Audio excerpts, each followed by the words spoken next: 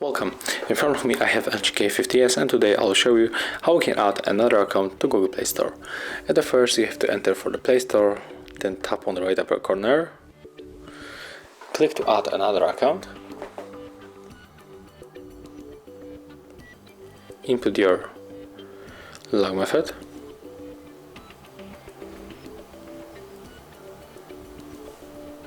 then just input your email, tap next,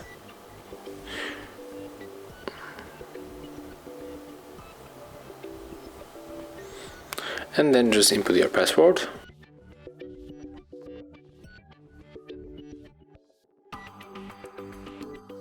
And right now when you input the password you have to tap right here, and as you can see right now we can easily switch between accounts.